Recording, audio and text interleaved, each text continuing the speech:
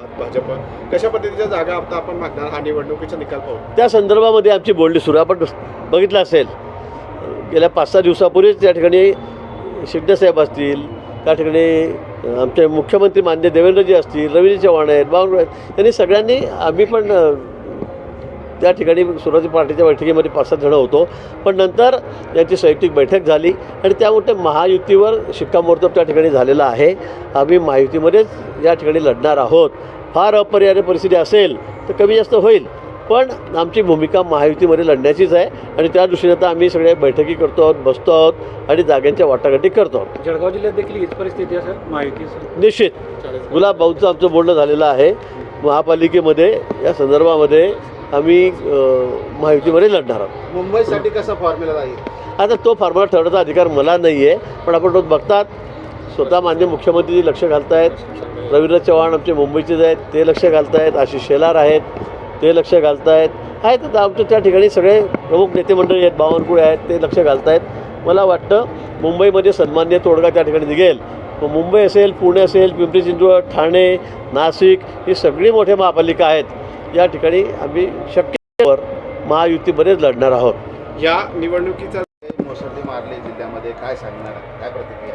नाही, जळगाव जिल्हा हा भाजपचा बालेकिल्लाच आहे आणि महायुतीचाही बालेकिल्ला आहे. आपण बघितलं 18 जागा, 18 नगर परिषदा नगरपंचायतीच्या निवडणुका या ठिकाणी जळगाव जिल्ह्यामध्ये होत्या. त्यापैकी 12 नगराध्यक्ष हे भाजपचे निवडून आलेले आहेत. 6 ठिकाणी आमचे मित्रपक्ष आहेत, शिवसेना त्यांचेच नगराध्यक्ष या ठिकाणी निवडून आलेले आहेत आणि म्हणजे 12 आणि 6 18च्या 18 ठिकाणी आमचा विजय या ठिकाणी महायुतीचा झालेला आहे. इथे कुणालाही मी आधी सांगितलं, उबाटा असेल का शरद पवारांची राष्ट्रवादी काँग्रेस असेल का काँग्रेस असेल, त्यांचं खातंसुद्धा उघडणार नाही. मी हे वारंवार आपल्याला सांगितलेलं होतं आणि आपण निर्णय जर बघितला तर परिस्थिती तशीच आहे. कोणीही विरोधी पक्षाचं महाविकास आघाडीचं या ठिकाणी निवडून आलेलं नाही. एकंदरीत मुक्ताईनगरची बघायला गेलं तर केंद्रीय मंत्री आणि पराभव पाहायला मिळत आहे. कुठेतरी हा नुकसान पुन्हा भाजपला सहन करावं लागतं. तर निश्चित मुक्ताईनगरमध्ये आमचा मोठा पराभव त्या ठिकाणी झालेला आहे. खरं म्हणजे मी आधीपासून म्हणत होतो की या ठिकाणी आपण युतीमध्ये जाऊ, महायुतीमध्ये जाऊ, पण ते तसं काही स्थानिक नेत्यांमुळे त्या ठिकाणी जमलेलं नाही. आणि त्यातही खरं म्हणजे आमच्या पराभवाचं कारण म्हणजे एकनाथ खडसे बी असं म्हणेल, कारण त्यांनी सांगितले परिवाराची लढाई आहे. आता पक्षामध्ये परिवार आला कुठून? तुम्ही वेगळ्या पक्षाचे आहात, तुम्ही राष्ट्रवादीचे आहात, शरद पवार गटाचे, आणि तुम्ही आमच्या स्टेजवरून प्रचार करायला लागलेत आणि कमळ सांगायला लागले तर लोकांना हे न पटणार होतं. म्हणजे भुसावळला जायचं आम्हाला शिव्या घालायच्या भाजपला, रावेरला जायचं भाजपला शिव्या घालायच्या, मुख्यमंत्र्याबद्दल अर्वाच्य बोलायचं, पंतप्रधानांबद्दल काही बोलायचं, आणि मुक्ताईनगरमध्ये आलं की हा आमच्या परिवाराचा विषय आहे. पक्षामध्ये परिवाराकडे येऊ शकत नाही. तुमच्या घरामध्ये भले 3 पक्ष तुम्ही ते करत राहा, पण अशा पद्धतीने तुम्ही ज्यावेळेला वागतात त्यावेळेला लोकांना हे चालत नाही. आणि आता खडसेंचं दुकान सांगतो मी एकदम बंदच झालेलं आहे. कुठं काय त्यांचं?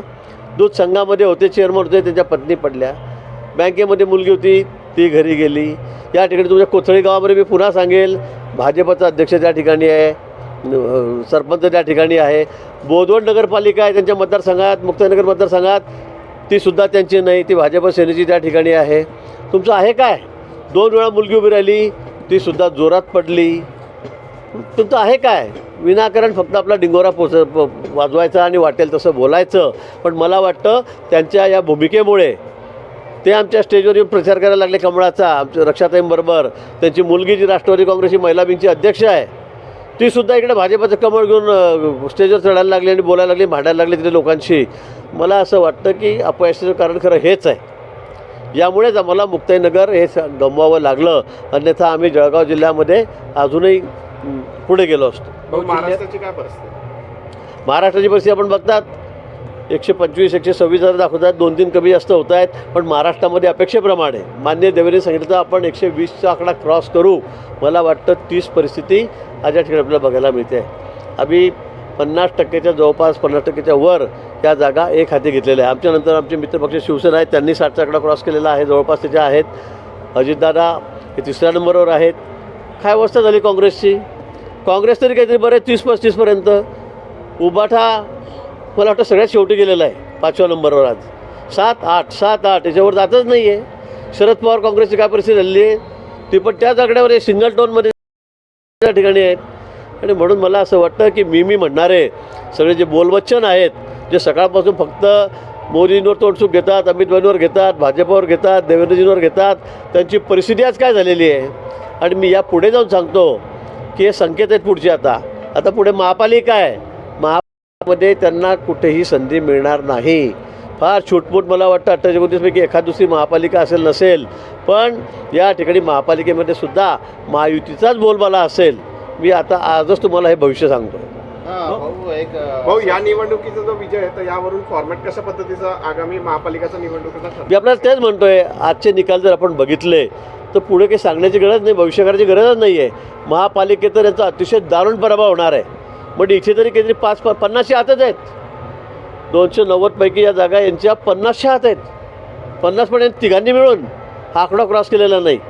म्हणजे उबाठा, शरद पवार काँग्रेस साहेब आणि काहीतरी मला वाटतं काँग्रेसच्या 35 जागा आलेल्या आहेत. त्यांच्यामुळे तरी यांची लाज राहून गेली. नाही तर हे 15-20मध्येच राहिले असते दोघी तिघी जण. काहीच राहिलेलं नाही यांचं. त्यामुळे यांनी किती डरकाळ्या फोडल्या, किती लोकांना खोटं बोलण्याचा प्रयत्न केला.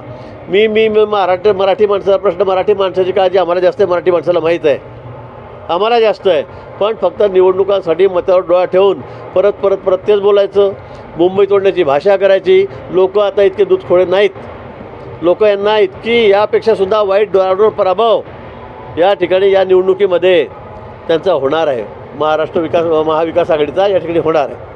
मग दुसरीकडे मुक्ताईनगरमध्ये खडसेंनी राष्ट्रवादीतर्फे एकही उमेदवार उभे केले नव्हते.